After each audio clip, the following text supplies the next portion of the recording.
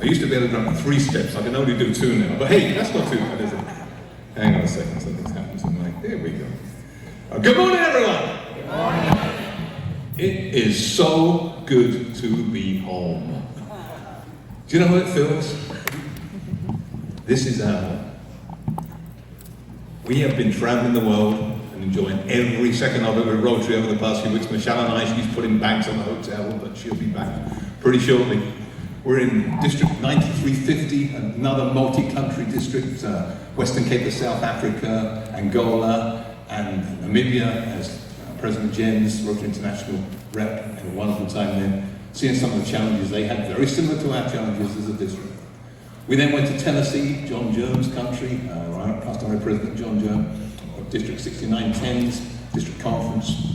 We currently have a couple of virtual conferences, but I can tell you, there is no place like home. Amen.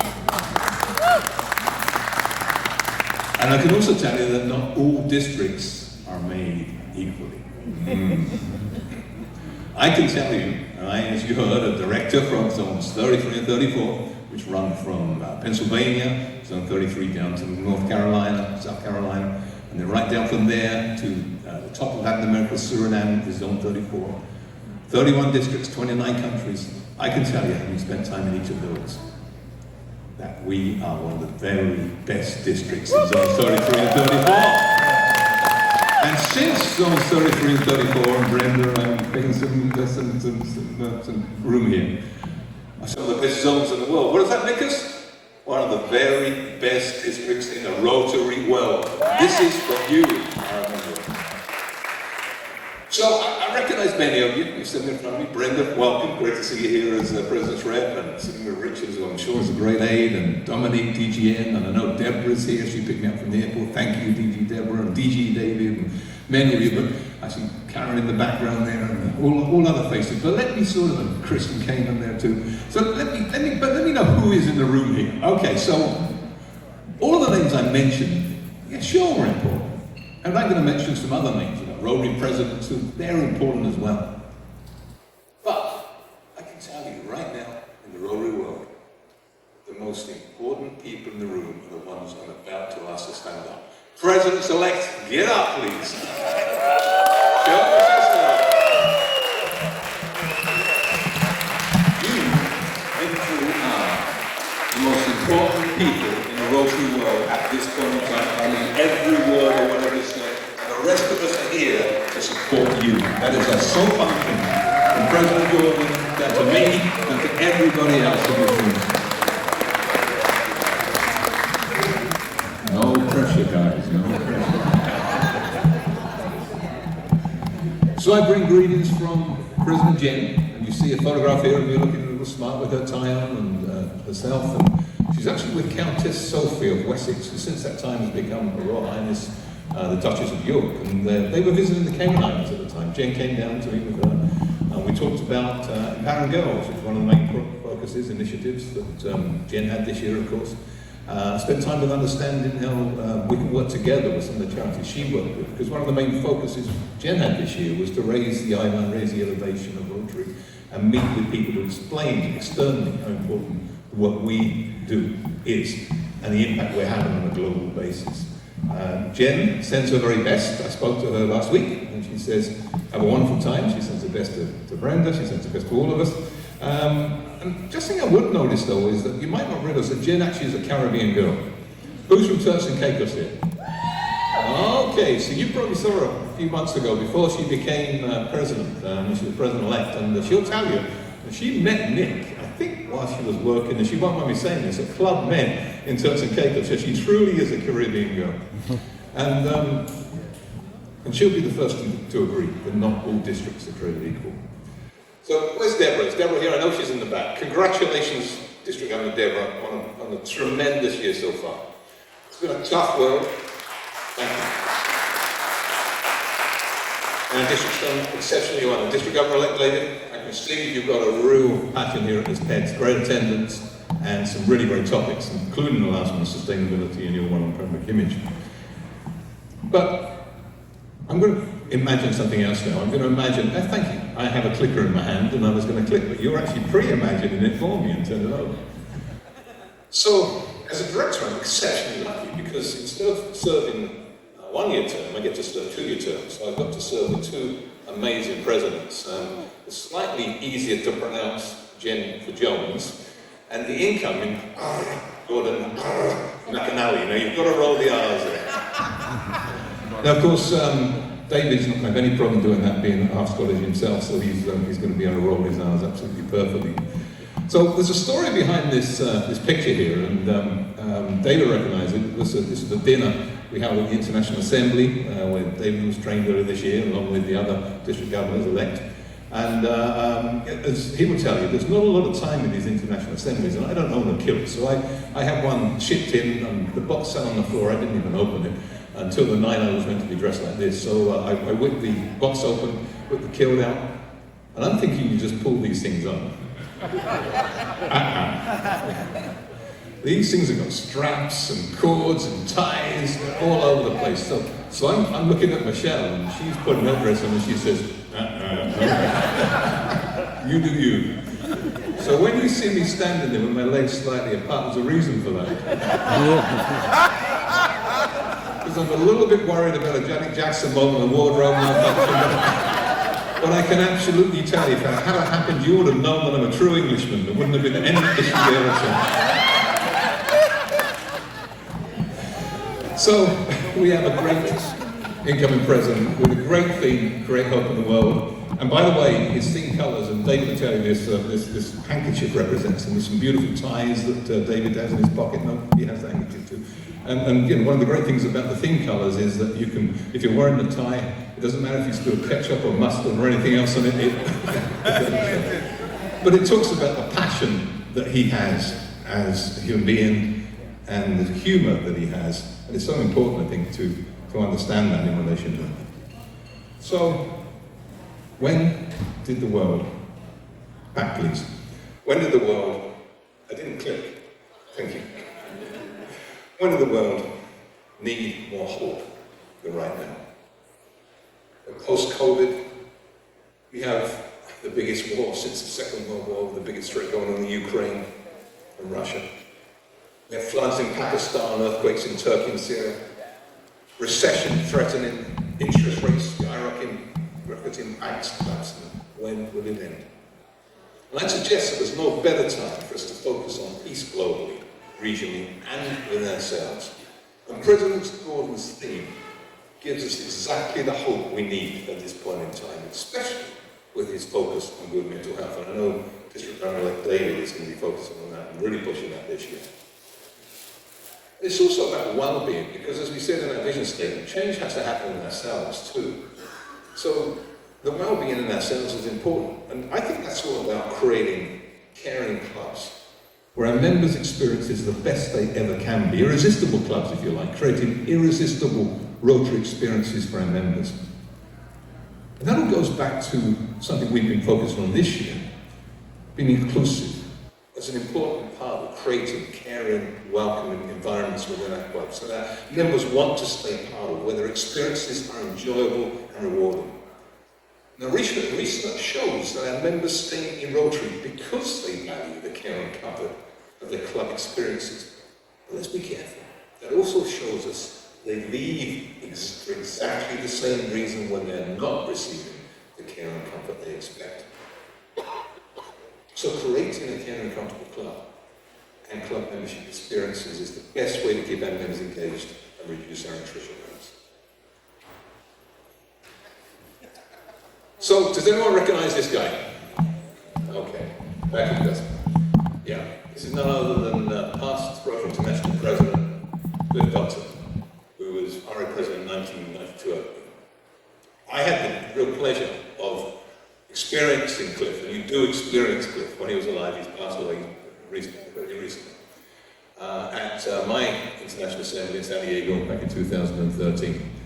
And he talked there, gave a great speech about us being part of an orchestra, and it applies to you as club leaders just as much as it does as district leaders. You know, the fact that we've got so many components, we bring them all together, and if they're working together well, the sound is beautiful. If not, then it sounds like the cymbals are clashing when the violin should be playing, that sort of thing. But the speech I really loved that he gave was one that I focused on when I was incoming district governor. was one called "If I Could Be President Again." And in that speech, he projects himself forward as a president to the very last day, midnight at the end of June 30th, 2024, for each of you. At that time, he sits there by himself, and he looks back over his year, and he thinks about what he should have done. He thinks about what he could have done, and he thinks about what he would have done if he can do it all over again.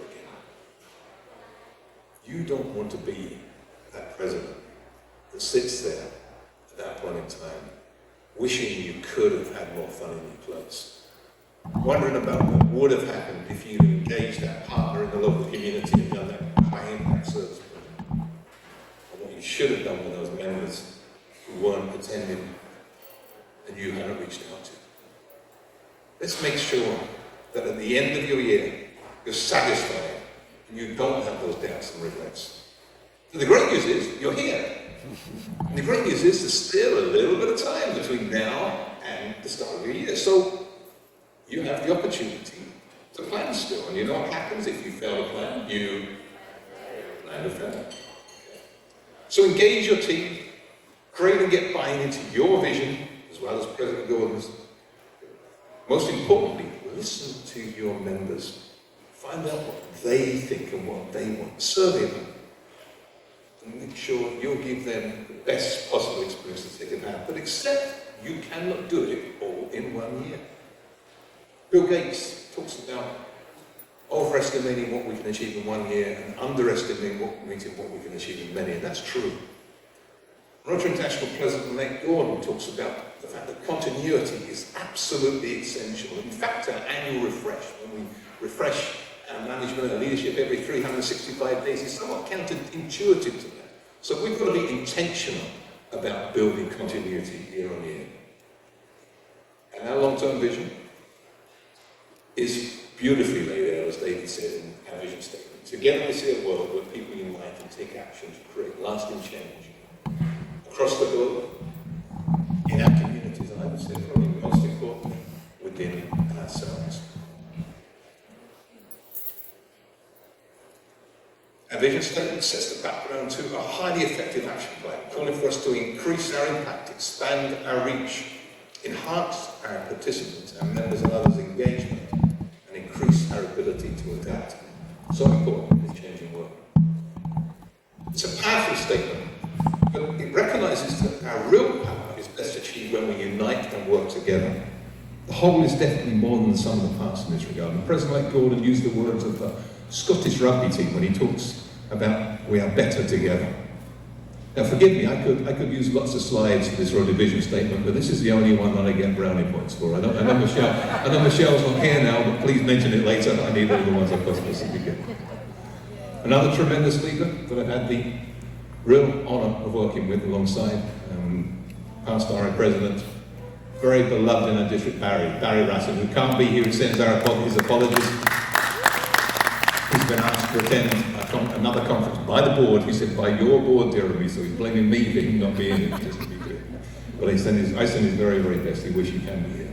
And he and I, along with a whole plethora of other passionate individuals, especially those leaders from Haiti, and I know Dominique is here represented right now, worked on a very, very, very transformational program that you may know. Who here has not heard of Ambush? Okay, we're doing our job.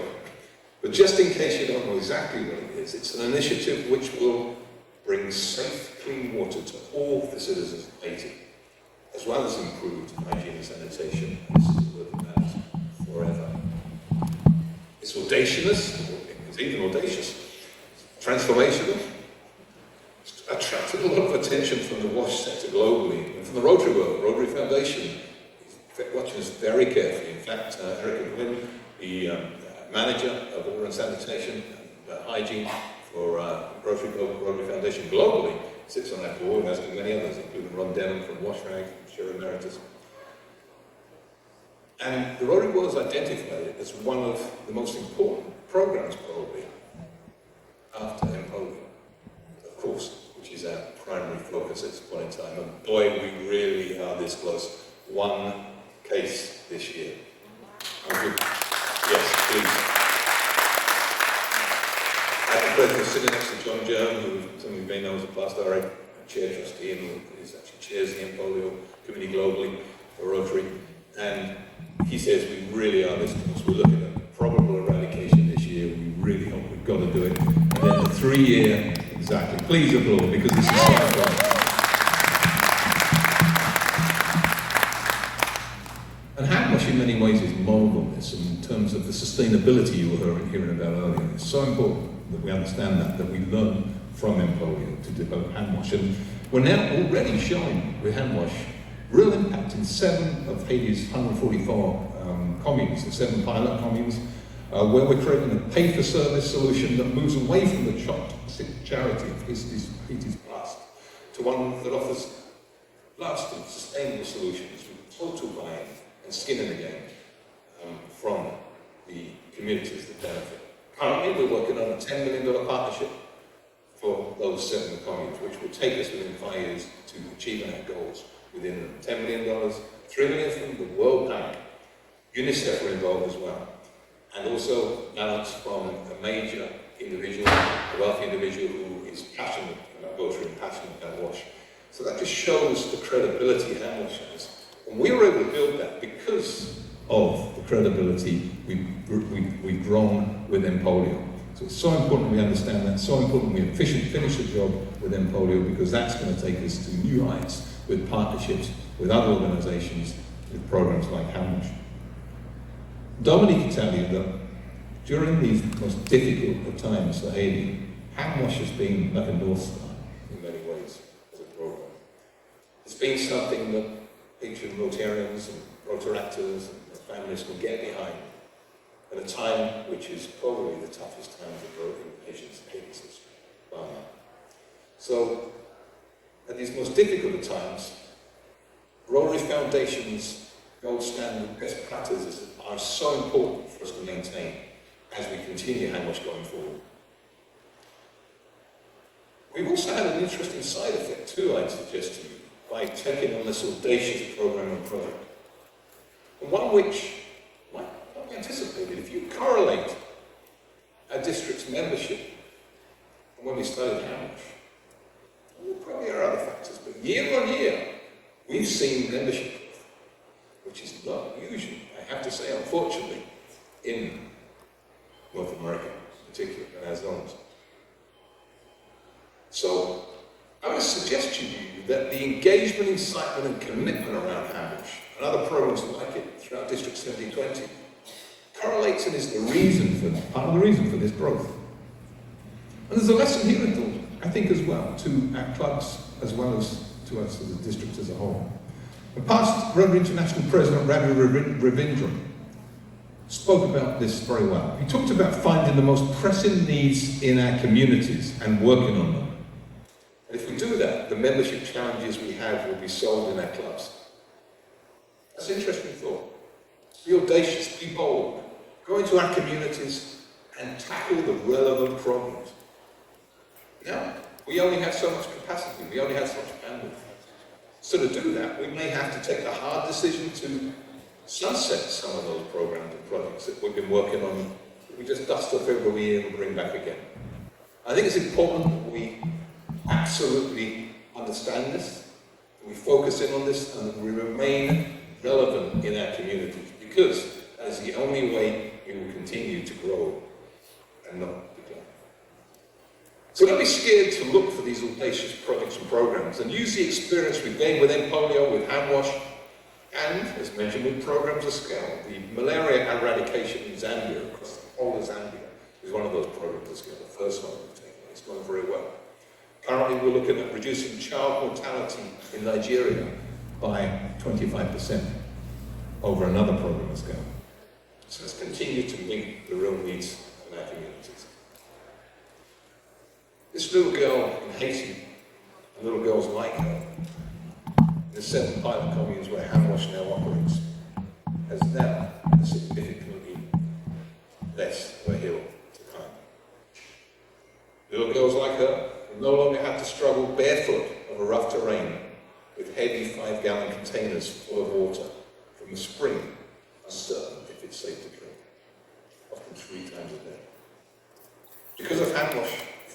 little girls like this can now collect clean, safe water at the bottom of the street from booths, like you see the one there.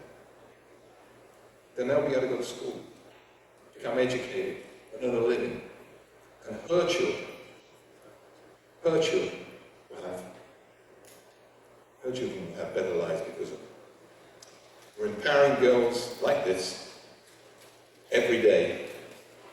Thank you. And we should be proud of that too. So thank you, each of you, District 7020. Thank you for all you've done in making Ambush happen. Your support has been amazing. So thank you so much too. Can I have anyone associated with Ambush please stand up and give that one? Chris, Tony, Greta,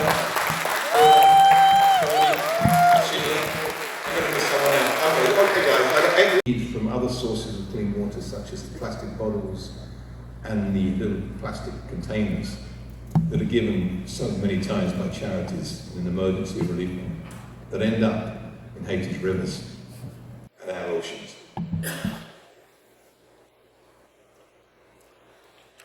So when we do this, we also remove the need for trees to be cut down, to create charcoal, to boil the unsafe water that is used to be collected from polluted springs. So we're helping solve the problem of deforestation that's cursed Haiti for decades. And when we plant trees to replenish Haiti's aquifers, we create lasting change across multiple areas of focus, help moving this beautiful but struggling country forwards to much needed peace. Now, we all probably know that the board and trustees decided that supporting the environment would become the seventh area of focus, and I know that's the case. However, we in the Caribbean know we had a seventh area of focus ahead of us, another one, right? So, and I found this old slide, and I'd just like to show you this old slide I found. Yes, so the seventh area of focus we had was...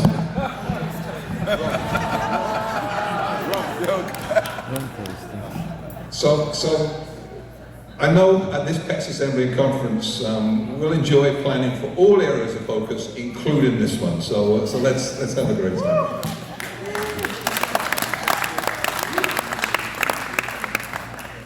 The trustee chair-elect, Brenda will tell you, Barry, has challenged us to raise $500 million this year overall for the Rotary Foundation. Yes, that's the B word, not the M word. And to do that, we'll need to raise our game. We need to expand our reach to find other ways to raise funds we need to adapt our approaches and engage our members more effectively, as called for by our action plan. And our district has always been a net beneficiary of our foundation, so now more than ever before, we need to raise the bar and understand that the more we give, the more we'll get back. Of course, one important way for us to do so is for each of us to look at where we are in our foundation giving, and perhaps go to the next major donor level. Michelle and I were really happy to be able to go to the AKS trustee circle level last year, and probably using that regard. And we're looking forward to finding other ways of bringing future AKSs on. It's so important that we show the world as a net beneficiary that we are prepared to give as well. But there's a major problem to solve here, and one I wasn't aware of until Barry told me, probably a bigger one than you think, because globally only 38% of our members give to the Rotary Foundation. 38% of our members. That's worrying to me. But it's also a massive opportunity, because that means we've got 72% of our members to go to. 60. Yeah, thank you guys. I'm always a bit ambitious when it comes to, you can tell I'm a real estate agent. But also, it's just as challenging in polio, because only 20% of our clubs give to polio at this point in time. And we need to do better. And there's plenty of room, a great opportunity for important improvement there. Look, let me ask you to do this. Do we make the ask? Do we go to our members and ask them to do this? Now, sometimes it's a bit of a cold ask. I remember when I was asked to give my first Paul Harris fellow, Eddie Valderramas, past president, well known in that club, when I just joined after a few weeks, came up to me and said, Jeremy, can I put you on the list for Paul Harris fellow? What do you say when you first join the club? Yeah, sure. But 2 months later, he came up to me and said, can I have that $1,000 please, you promised me? I said, what? But I think that's a good way, and please, I'm not saying don't do it that way, but I think perhaps the better way is just to tell our Rotary stories, Talk to our clubs about our own aha moments. When the light went off for us and we finally understood the power of Rotary Foundation, this 4-star charity navigator rated foundation, which is very special. My story started when I was president of my club in 1995, when we'd never done a matching grant before. They were the forerunners for global grants, for those of you who have not been around as long. And the president's citation that year, Herb Brown, called for the club to do one as an option. So I thought, you know what, I'm going to do one. I'm going to be the first president of our club to do matching grants. So I went to a little, in those days, little manuals, paper manuals. I went to the back, there was packaged grants at the back, and found one for $10,000, which was to deliver 100 cataract operations to India. We sent the money across from our international fund. I ticked the box, understand citation, got it presented to me. I felt very good about myself and put it away. 2 years later, I received a fax and thermal paper from the group governor's representative, which was the forerunner of the AG at that time in India, translating a letter from the son of one of the other beneficiaries of those cataract surgeries. It was from an old lady who I hadn't seen for 10 years. And he was writing on behalf of his mother, who recently passed away, to thank me, because it allowed her, before she died, to see her grandchildren for the very first time.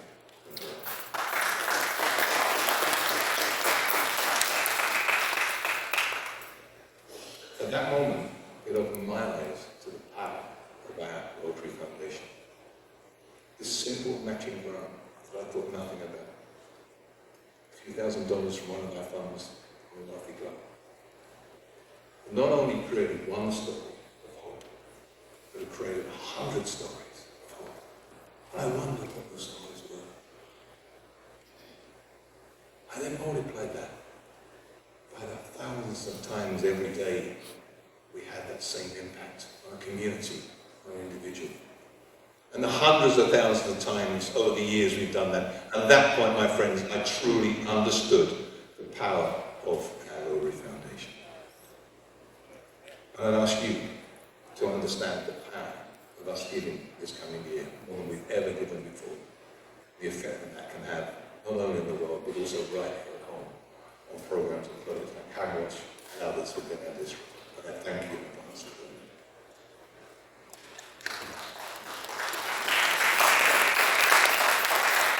It's working really well, although, hang on, I didn't.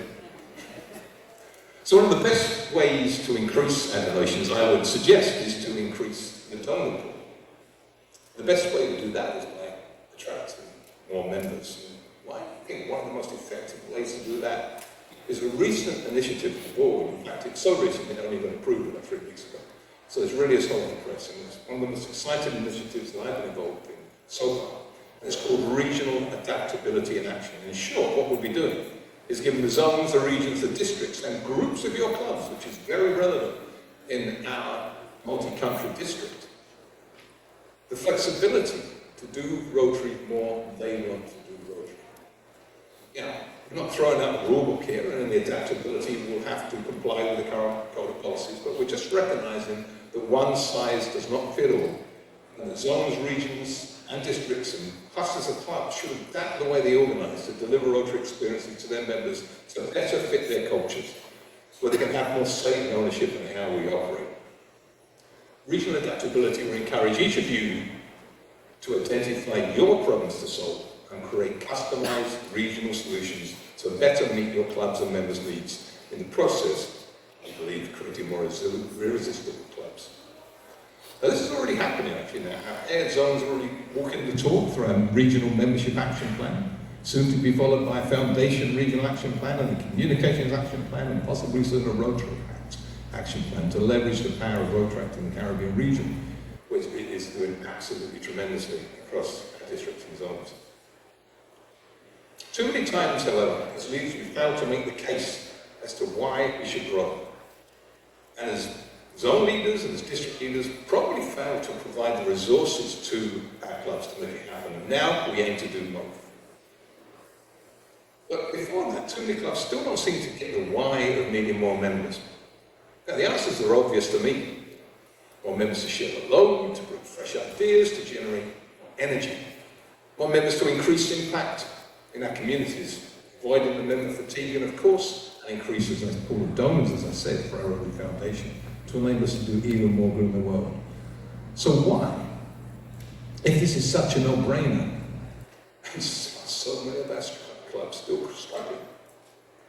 Perhaps we've not been intentional enough, not really made membership growth a top priority.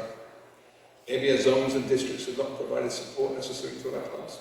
Well, I'd have to say it would be hard to make that case here because District 7020 is doing an amazing job with membership and has done, as I mentioned, for the last few years. But our clubs, all of our clubs, because around 30% of our clubs is currently here, deserve a multi-year approach to create membership culture that will result in consistent, moderate growth, not the boom and bust cycle we too often see in the past.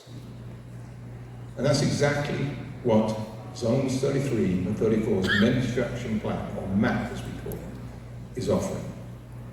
With MAP's Membership Success Centre, we've created an interface to provide our clubs with useful assets and resources that make membership growth easier than ever before. We've worked with Rotary International's membership development team and their IT teams internally to create a real-time interactive tool in the form of a database and website that automatically analyzes your club's membership history. It downloads data directly from those mile-long spreadsheets you get from RI and turns it into easily understandable and interactive web-based dashboards, which tells you where your club is in terms of its membership now, where it needs to get to, take into account that pesky attrition we'll face, and most importantly, how to get there. The MAP Membership Success Centre's greatest asset is its simplicity. All you need to do is to enter your club's target for net membership growth, and the website does the rest.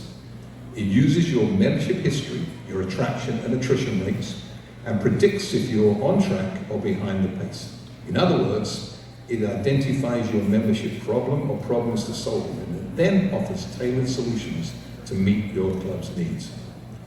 Whether you need to focus on attraction, attrition, engagement, retention, or all of the above, the MAP MSC will provide you with recommended strategies to make your club irresistible.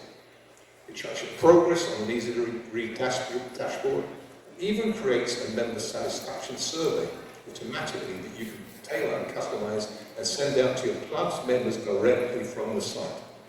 It then links back to all the useful membership resources we created on the Zone's website, including recordings of the Membership Action Plan, bite-sized chunk webinars, many of those, I know many of you have been attending already. So, at this point, I just want to congratulate District 7020, as I said, the best districts in the Rotary world.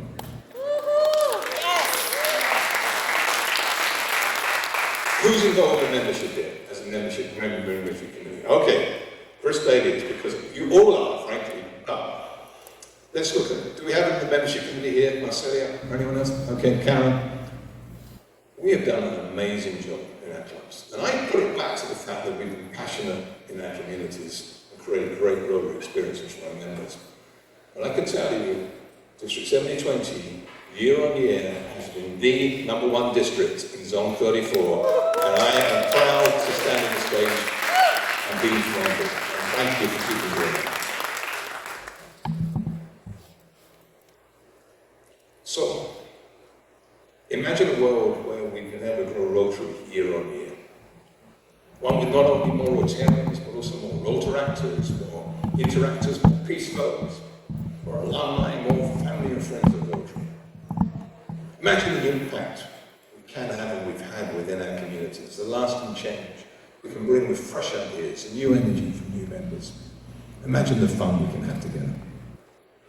Imagine a world where more grandmothers see their grandchildren, when more little girls have been empowered to attend school because they no longer have to carry water. There's more peace and better well-being for all. More members to help us unite and take action and create lasting change. Let's use these tools that Rotary has given us, the Learning Centre, the other opportunities, to create lasting change and to grow Rotary. So I'd like to finish with two challenges.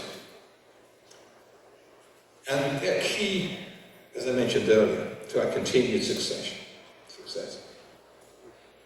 The first one is not to consider the coming Rotary year as your year.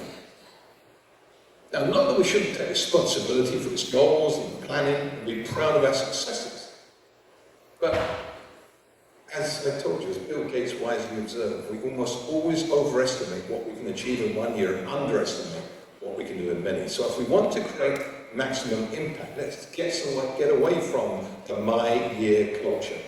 Ensure we plan together to take our clubs and districts and organisations from strength to strength and build year on year. Rotary International President Gordon talks about continuity as being absolutely essential. And as I said, our annual refresh is almost counterintuitive to that. Regionally adapted plans like our zone's membership and foundation plans are leading the way towards greater continuity at Sunday. The Rotary International Board is also walking the talk of continuity by building programs such as Empowering Girls that create momentum over 3 presidencies and beyond. And I know at a district level, District Governor Deborah, District Governor David, DGN Dominique and DGND Bill are working hard to make exactly that continuity happen. However, this means absolutely nothing if we're not able to achieve continuity at club level. So Presidents-elect, please make sure that you and your teams are working closely with your outgoing board, committee chairs and members, and that they can pass the baton on to you as effectively and as seamlessly as possible. And from your perspective, build momentum this year and do exactly the same with your successes as you approach the end of next year.